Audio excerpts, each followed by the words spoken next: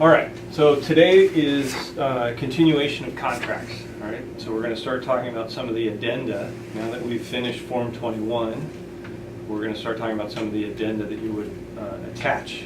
All right, and we'll start with Form 22A, the financing addendum. So that should be the first one in the packet I handed you. This will be used in just about every offer. Even cash offers, you can use this form. But this is the form where you're telling the seller, hey, my offer is subject to my client getting financing. Okay? It also asks you to disclose to the seller what type of financing. Because if I'm a seller and Lacey submits an offer with an FHA mortgage and Diane submits an offer with a conventional one, I'd be more worried about an FHA loan. FHA appraisers are more uptight, right? You have a smaller down payment, or at least your buyer does. There's nuances to the type of financing that might give your seller more or less comfort. And so as a buyer's agent, you want to make sure you're aware of that and writing your offers in a way that at least put your client's best foot forward, right? I mean, if they're going in on a zero down USDA loan, there's not much else you could do than say that, right? And we all know, or hopefully you know, USDA is a great program, but it's cripplingly slow. It's a minimum 60-day closing, and I probably have seen fewer than 15 or 20% of them actually close in 60 days. All of the rest have been longer. And it's because it's such a unique product. 100% financing for rural areas. So if you're not familiar with the program, you should get familiar with it. Right? So first paragraph is where you're saying, here's the type of loan I'm going to get, and I promise to make application within a certain amount of time. That's this blank right here. Okay? The reality is, hopefully, the way you run your business is the way I run mine, which is you don't get in the car without somebody that's already made application. Right? If you do, and you find yourself writing an offer immediately, this is what gives you that chance to say, hey, it's Saturday. I'm going to have my guy apply on Monday, and that's just the way it is. This one defaults to 5 days. More often than not, your client will have already made application, so it won't matter, but that language is in there. Just prior to that, in the space above that, you're putting their down payment amount. You have the luxury of saying a dollar amount or a percentage. I usually do a percentage because it's easier to understand if I'm the person reading that and I see that you marked FHA and then I see a dollar amount, I have to do the math to figure out if you're doing 3.5% down. Or actually a more common mistake is someone will mark conventional, but then the dollar amount will be 3.5%. That's not a conventional loan in all likelihood, right? It's probably an FHA. Okay? If buyer fails to make application for financing for the property within the agreed upon time, that's up here. 2, changes the type of loan without the seller's prior consent, or 3, changes the lender without the seller's prior consent, the contingency shall be deemed waived. It's dry, contractual legalese, but it's a really important piece because Lacey might get pre-approved with Academy Mortgage, and then Tyrone says, hey, we had a guideline change. We can't do the Joneses loan the way we described. We got to change products. You have to get the seller to acknowledge that change in writing, or your financing is waived by default. Or if you decided to fire Academy and change lenders, right? So be aware of that, because you don't want to waive your financing contingency. Or at least not without your knowledge, right? Or you want to do it voluntarily. Okay? Seller's right to terminate. They can terminate after a certain window of time. This defaults to 30 days. Understand this. It takes a 22AR for a seller to terminate. And what that form says is, here you go, Katrina. I'm your seller. Your 30 days have lapsed. You need to now either release your financing contingency or this deal is done. I'm terminated. That's a really important piece because the financing contingency doesn't expire. you have to take action to waive your financing contingency. You have to waive it through the 22AR, or you have to change lenders without notifying the seller. Those are all proactive action or steps you're taking that cause that contingency to go away. Now, if I'm Katrina's seller in this example, and Katrina has a good loan, she seems to be a strong buyer, gave me an offer I want, and we're now 30 days down the road, do I really want to terminate and start over with a new buyer? No, right? So the 22AR rarely gets used. Conversely, financing contingencies rarely get waived. And you should keep that bullet in your holster, right? Because you never know when you might need it to get out of a deal at the very end. Does that make sense to everybody? That's the littlest known fact about our contracts in the industry. Everybody thinks that it expires whatever length of time they put in this field. It doesn't. The seller has to send you a request to either waive or terminate. It's kind of cool, isn't it? All right. Loan cost provisions. Seller shall pay up to, check the box, dollars or percentages, and then you put in the amount. Who puts percentages in? No hands go up. That's perfect. You should never put a percentage up here. And you should always do dollars, but you should never do round numbers. So I shouldn't say $3,000 or $5,000. It should be a finite number that tells the seller, hey, this number is based on facts. It's not just a wild ass guess, and I'm hoping you say yes to $5,000. Right? You want that seller to believe that your loan officer gave you a number and your credit needs to be $4,213.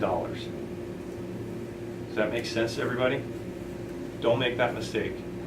If you put a round number in there or a percentage, that just tells me you're lazy and unprofessional, and I'm going to eat your lunch as we negotiate. So don't send that message, okay? Earnest money. If buyer has not waived the financing contingency and is unable to obtain financing after good faith effort, then on buyer's notice, this agreement shall terminate, earnest money shall be refunded. Right? So we established what it took to waive the contingency, none of which we would do unless forced. And we just found out that we can get earnest money back as long as this baby's still in force. Can you tell I'm impressed with that loophole? Right? That's not really a loophole. It's just the way the form works, and that's a huge benefit to a buyer. Inspection. Seller agrees to permit inspections required by buyer's lender, including but not limited to structural, pest, heating, plumbing, blah, blah, blah, blah. Here's another big one. What if the appraisal comes in low? Right? Is the buyer forced to buy it at the higher price that they had already agreed to, even though the appraisal came in low? No, they're not. Is the seller forced to reduce the price if the appraisal comes in low? No, they're not. What both parties have agreed to up front, if this form is in play, is that they'll go back to the negotiating table.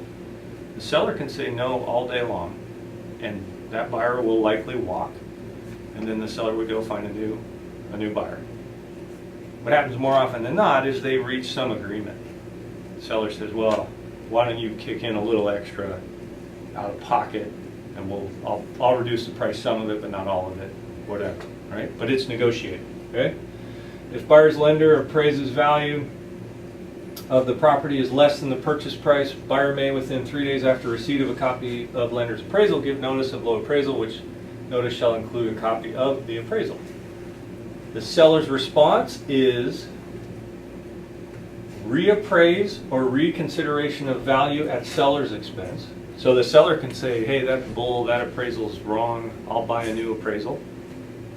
Or consent to reduce the purchase price to an amount not more than the amount specified in the appraisal.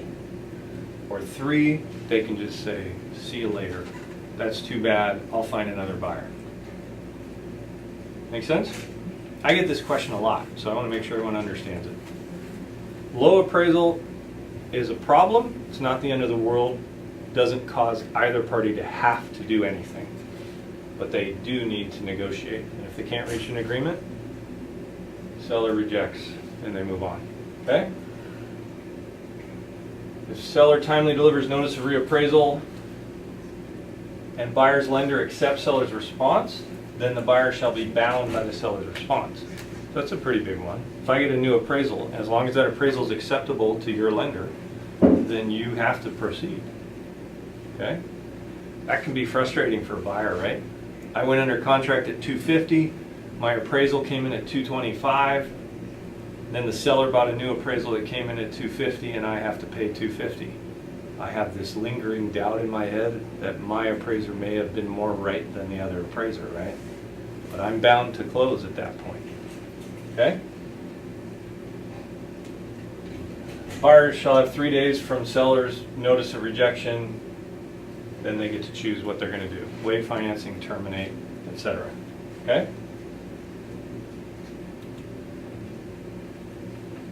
FHA VA. If this agreement is contingent on the buyer obtaining FHA VA or rural development financing, notwithstanding any other provisions in this agreement, buyer is not obligated to complete the purchase of the property unless they've been given, in accordance with HUD, FHA VA, or RD requirements, a written statement by FHA VA, RD, or a direct endorsement lender setting forth the appraised value of the property. So there is a process for FHA mortgages. When the appraisal comes in, they have to provide the buyer with a notice. If the buyer doesn't get that notice, they can pull the plug. Right? That would be shame on the lender. Okay? Extension of closing to accommodate Reg Z. This is a more recent revision.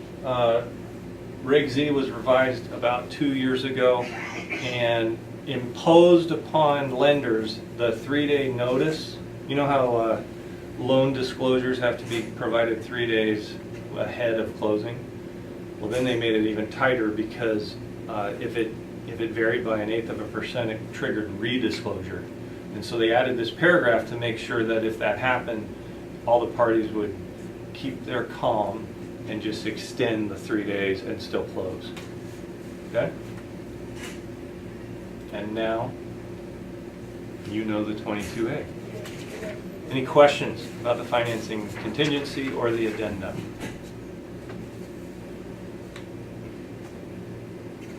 So if you're the listing agent, is there any way to secure a waiver of the financing addendum? You can negotiate it. So you submit your offer to me. I'm worried about my house passing whatever inspection, appraisal or otherwise. We can counter that you waive your inspection. You don't have to accept it though. So I can't force you to waive it, but if I have multiple offers, I can try and compel you to. Well, you were just talking about the financing addendum not expiring.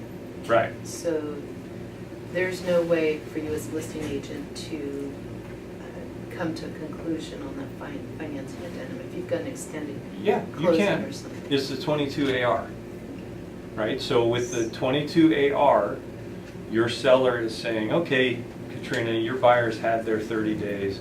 We want you to terminate or waive. Now, in the 22AR, and we will cover that in a different video, there's actually a notice of loan approval that they can provide that sends the listing agent an updated status of which conditions have been waived, which conditions are still outstanding, and that satisfies the 22AR. So even in that instance, you're still not waiving, right? You're just saying, well, here, we'll show you where we're at on the financing. Right? But I think that's a big reason why people don't use the 22AR very much. It doesn't have a lot of teeth, and in the worst case scenario, your buyer walks, and you don't really want to cause that to happen, right? But you can. A more successful approach would be buyer comes and says, I need an extension. We'll give you the extension if you waive your contingency. Right? Now I have some leverage, so I can try and get them to do it that way. And it's a fair statement, right? Because what I'm saying is, hey, I'll hang in there with you, but you need to show me that you're confident of the outcome of your loan process, right? I mean, I have a client right now, she's an actual loan underwriter. So who better to know their own ability to qualify than somebody who approves loans for other people? And yet she was still giddy today when she got final approval on her own loan. Because there's still that element of doubt, right? So when you start negotiating to get an extension, prove to me you're confident, waive your contingency. Because then at least at the end of that movie, I get your earnest money if you don't perform, right? So great question. Any other questions? All right, we'll sign off. All right, now we are going to cover 22D, which is optional clauses. It should be the next one in your packet, right? So optional clauses was developed basically to fill some of the gaps that Form 21 left open as agreements evolved and business in general evolved and things like that occurred.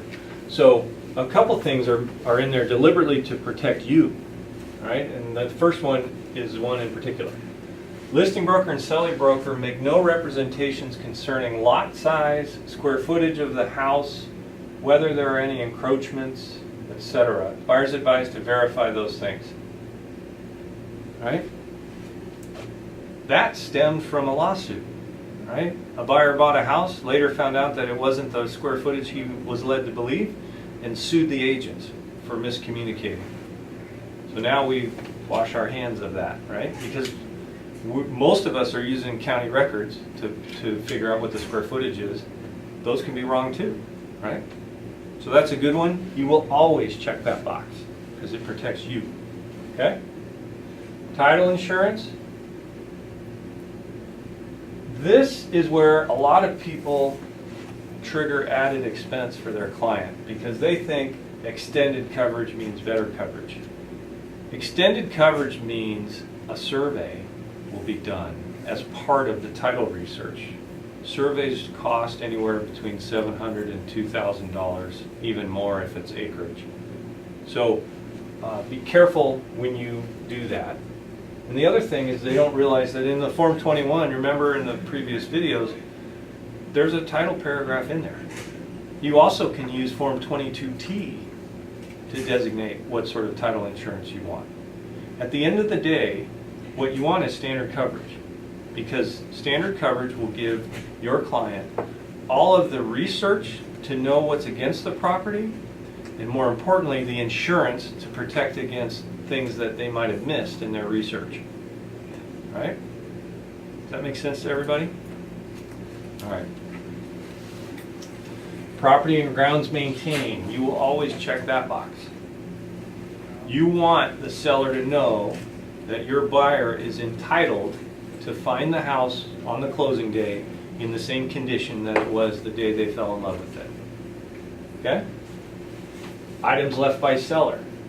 You will want to check that one every time. Not because you want them to leave a bunch of stuff behind, but if they do leave a bunch of stuff behind, you don't want your buyer to be bound to return it or store it. You want them to have the luxury to dispose of it. Okay? Utilities. To the best of seller's knowledge, seller represents that the property is connected to. You should check all the boxes that you are aware of or that are listed in the MLS. That way, if you find out later that there isn't something provided, in most cases, if it's not served by these services, it is in some way added expense to your client. All right? Let's say the listing said it had natural gas, and you find out later, no, there's a propane tank. That's additional expense. It costs more to get propane delivered to your house than natural gas. You want to have your client have the opportunity to decide if they're willing to take that on. It might be something that blows their debt to income ratio, right? Insulation and new construction. If this is new construction, the Federal Trade Commission regulations require the following to be filled in. So if it's new construction, you will check that box, and the seller or listing agent will fill in what the R factor is for your property's insulation. Page 2, leased property. Buyer acknowledges that seller leases the following items. The listing will say if there's any leased property. The Form 17 will also say if there's any leased property. You want to make sure this is correct so that when your buyer later says, I didn't know we had a payment attached to our water heater, you can say, yeah, you did. Remember you read the Form 17? Remember you signed an agreement that said you knew? Right? Homeowners Association review period. People don't want to move into a neighborhood where they're not allowed to fill in the blank, right?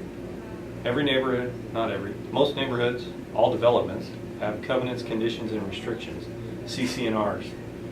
Those are the rules by which the homeowners agree to abide by. Those are the rules that say you can't paint your house pink or whatever. Your client needs to have the opportunity to review them. This is the clause that says, hey, you get the opportunity to review them, and it's with 10 days, if not filled in, of mutual acceptance. This, I would prefer if it said X days within receipt. Because if I'm the listing agent, I don't give you the CC&Rs till day 9. That means you have 1 day, right? That sucks. Has anyone seen CC&Rs? They're that thick. And you only have 1 day to review them, right?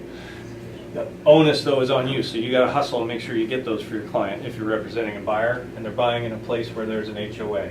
Okay?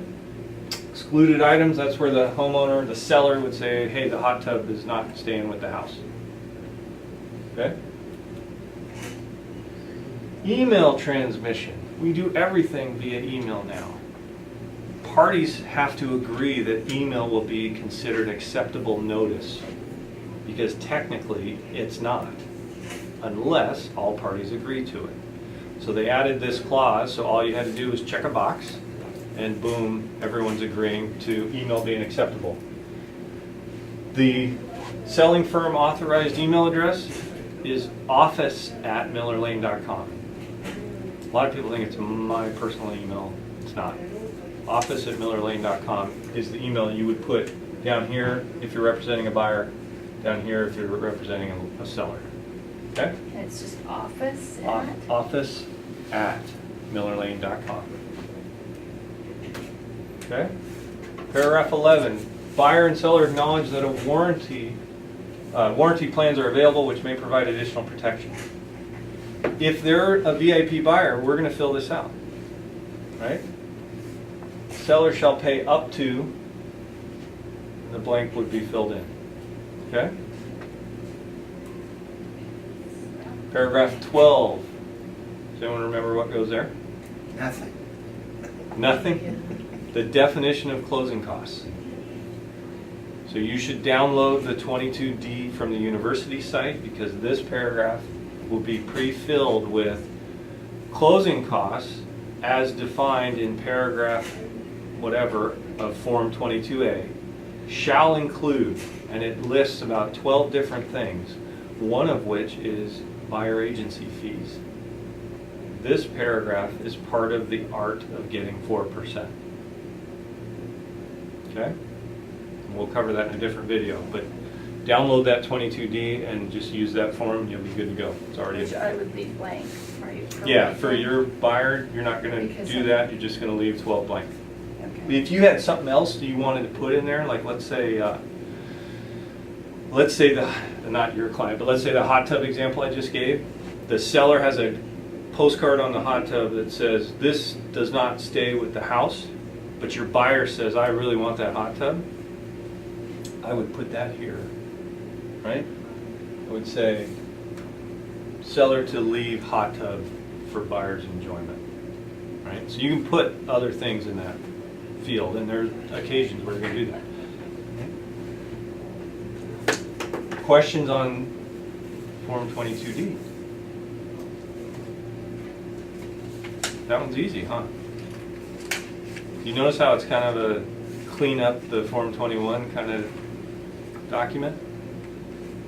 You'll use 22D on every offer. All right?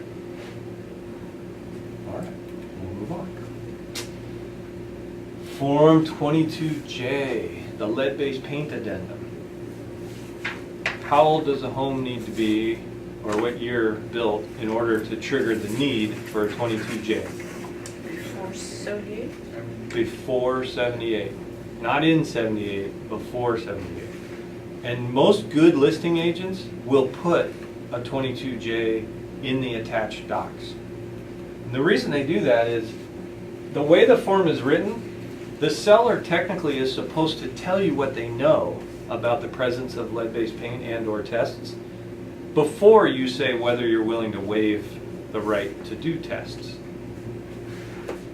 Okay? So lead-based paint disclosure, it's all about the risks of having lead-based paint in your home. Housing built before 1978 may contain lead-based paint. If it was built prior to 78, buyer may rescind the agreement at any time up to 3 days after buyer receives this disclosure, unless buyer receives this disclosure prior to entering the agreement. That's why you want to upload the 22J on your listings that are older than 1978. Does that make sense? That's protecting your seller's interest, right? You've just removed one of the excuses for a buyer to get out of your deal by putting that in the attached docs. Okay? Seller's disclosure. So this is where the seller checks a box and says, here's what I know. A, presence of lead-based paint is either known or seller has no knowledge. Records and reports available about the same. Seller has provided buyer with available records or seller has none. So I've probably reviewed 200 of these over the years, and I've never had anything other than seller has no knowledge and seller has no records. Think about it. That's 78 to 2008 would be 35 years, right? How many times has that home changed hands? How many times have they repainted it with latex paint in those 35 years? A lot. So most sellers just, they don't know, right? All right. Page 2 is where the buyer says, okay, I'm cool with that.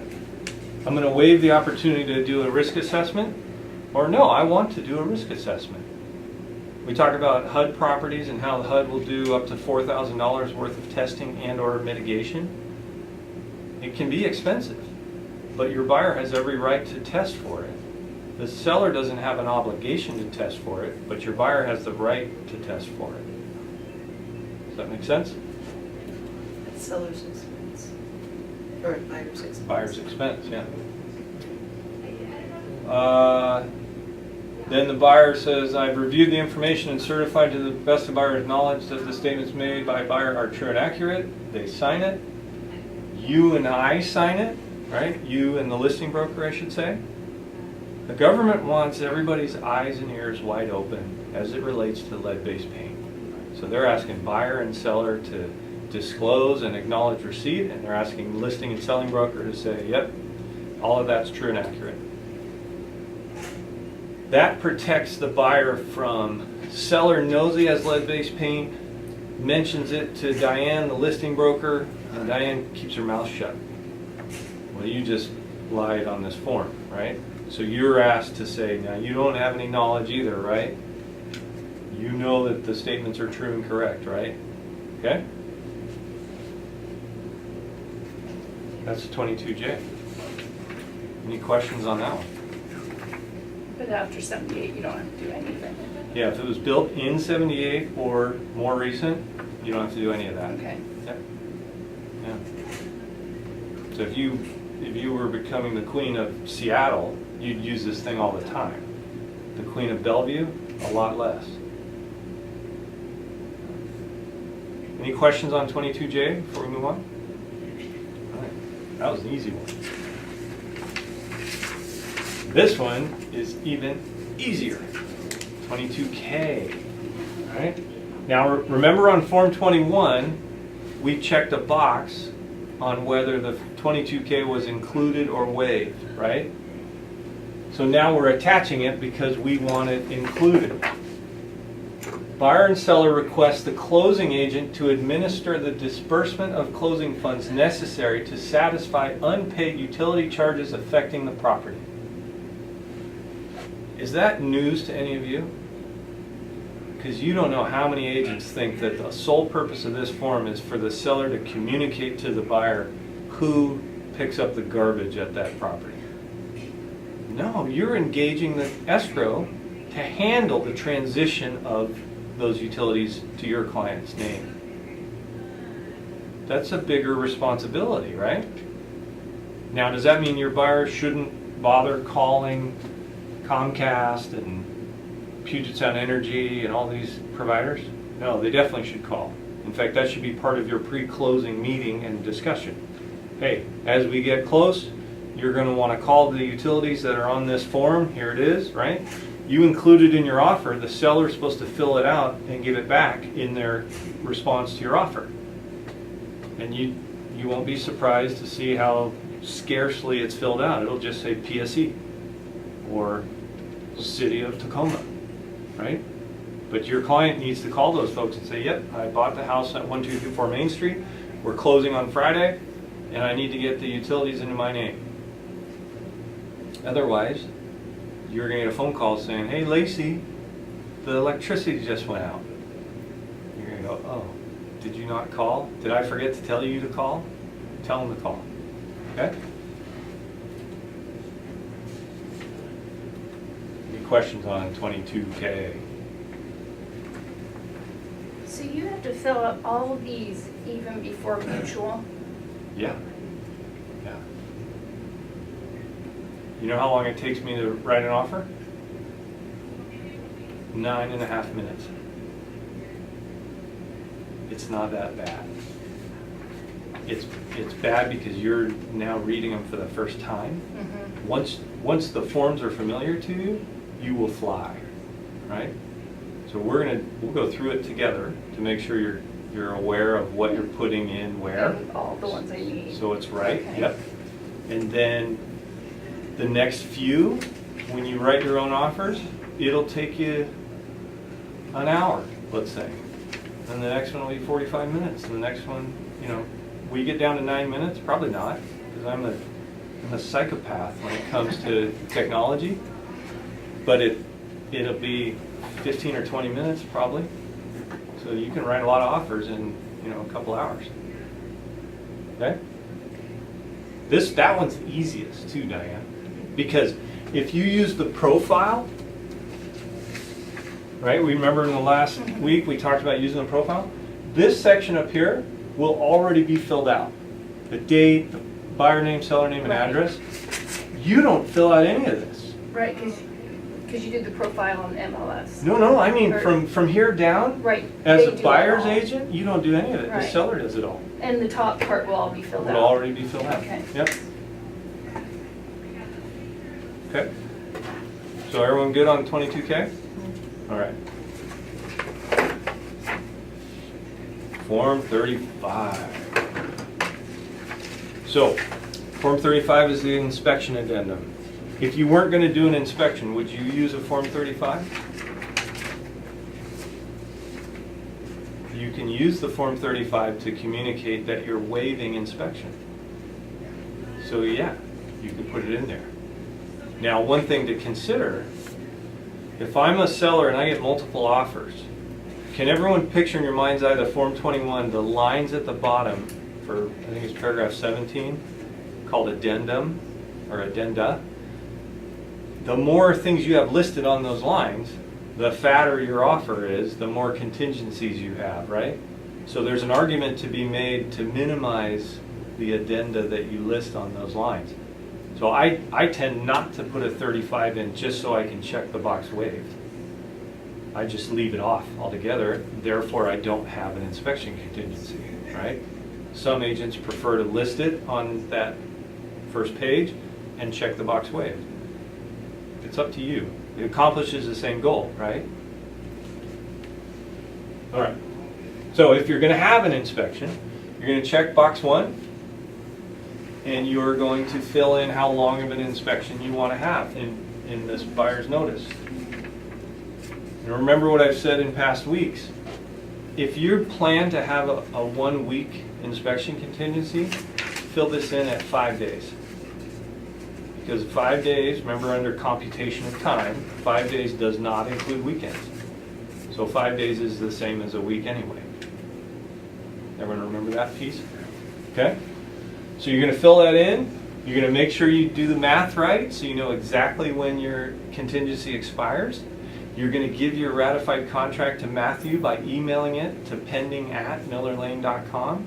Matthew's going to plug all your contingencies into our platform, and you're going to get an automatic email 2 days before it expires. It says, hey, Lacey, don't forget, your inspection expires day after tomorrow. Right? Where do we send it to? Pending@millerlane.com.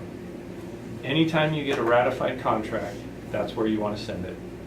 If you were ever missing a document for QC, so you can get paid, like legal description, let's say, is missing, you would get an email from Pending that says, hey Diane, you're still missing your legal on this house.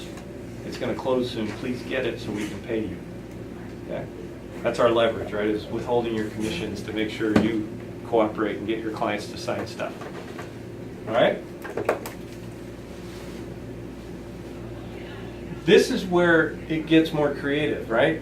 If I do my inspection within 5 days or a week and everything checks out fine, well, great. We waive inspection. Everything's good. We want to close now. If we find something wrong, we can start negotiating that issue to get it fixed. Or we can say, you know what, we need another person to come in and look at it. Your inspector, well, if you use my favorite guy, John Wright, he's a general contractor. So not only will he tell you what's wrong with the house, but if you ask him, hey, what would you charge me to fix that? He can do that, right? So that's helpful, if only not to steer business to him, but if only to be able to look your client in the eye and say, okay, that's a $500 fix. Now that we know that, should we go and try and get the seller to fix it, right? If your inspector says, the roof looks bad to me, but I'm not a roofer, that triggers additional inspections, okay? You could say, hey, seller, put a new roof on. Or you could say, hey, seller, I need additional inspections, and I'm going to have X days to do that, which means I'm going to bring a roof inspector out, okay? That language is built in. If you don't fill in this field, it defaults to 5 days. So I have 2 weeks now, right? If I said 5 days for the inspection, I have 5 days for additional inspections. I can use that to buy myself time and be comfortable with the house, right? The goal is to have the buyer comfortable with the house or negotiate those things that give them discomfort. And remember, my whole spiel when I'm talking to buyers is every house has stuff wrong. When my wife and I bought our house, it was a model home, brand new construction, never been lived in. Subcontractor, they cap the plumbing system to test it for leaks. That's how they do that, right? He capped it, tested it for leaks, and then when he was done, he took a screwdriver and jammed the cap into the pipe. Did I mention it was a sewage pipe? First time we had a family Christmas and a full house, guess what backed up? Brand new house. High-end, meant to be the model home, so they got all the bells and whistles, had stuff wrong with it. Now, I tell buyers, I don't tell them that story, but what I do tell them is, hey, every house has stuff wrong with it. Some lots, some not so much, but everything has something, and they all fall into one of 3 categories. Either so small, or inexpensive, or it's something Harry knows how to fix with his eyes closed, so it doesn't really matter to you, right? That's pile number 1. Pile number 2 is bigger, more expensive, more hassle, would rather the seller fix it or pay to fix it, but I don't want to lose the house over it, right? So if the seller says no, I'm still going to proceed. Pile number 3 is catastrophic. So bad or so expensive that they had better fix it or I'm going to go find another house. I don't want this house with that issue, right? That way, when we get the inspection back, we can just go right down the list. The shortest list of problems on a house I've ever had was a half a page. So it was like 3 things with descriptions, right? The longest list was 3 full pages of stuff. But it didn't matter. My process was the same. We went through and said, is this a 1, a 2, or a 3? And then we built a negotiating strategy once we identified which were the ones we really, really wanted fixed.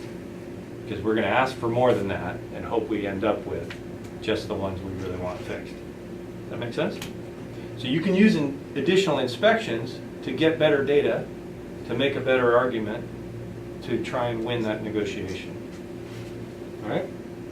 Once you've said, here's what you need to fix, the seller has time to repair or modify. All right?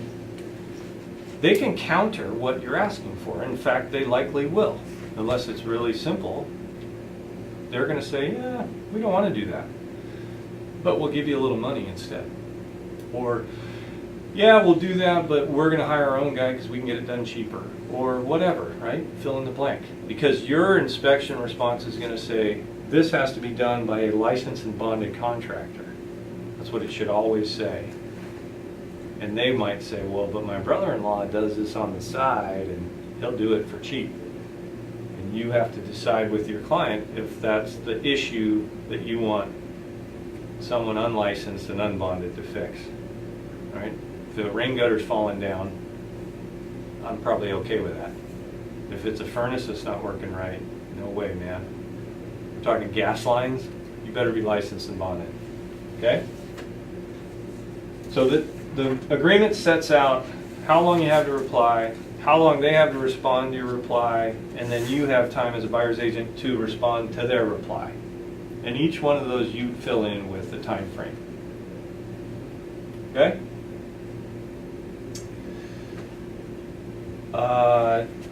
Time periods for negotiating repairs or modifications shall not repeat.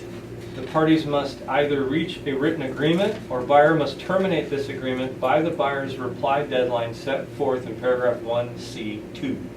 Buyer's inaction during buyer's reply period shall result in a waiver of this contingency. So if your contingency expires on Wednesday and you send it on Thursday, seller doesn't have to accept it. Your contingency expired at 9 p.m. the day before.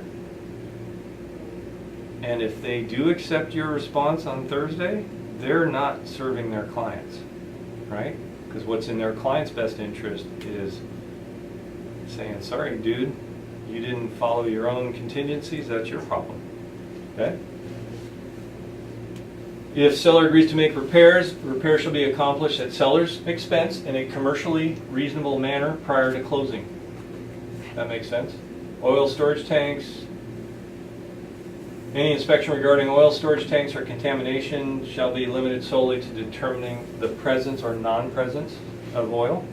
So they're saying, hey, we might find that there's oil in there. That doesn't obligate us to dispose of it, right? If the person performing the inspection is required to be licensed under RCW 18.280, then that person must be so licensed. So you can't use your drunk uncle, right? On-site sewage disposal systems advisory. Buyers advised that on-site sewage disposal systems, including septic systems, are subject to strict governmental blah, blah, blah. Use 22S. We're going to cover 22S in a later video. If you ever write on a home that's serviced by a septic, use 22S. Okay?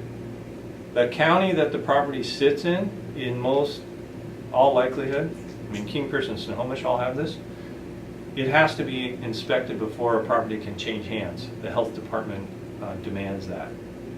So even if you didn't have a 22S, it couldn't change hands without that happening, but it is more likely to be overlooked.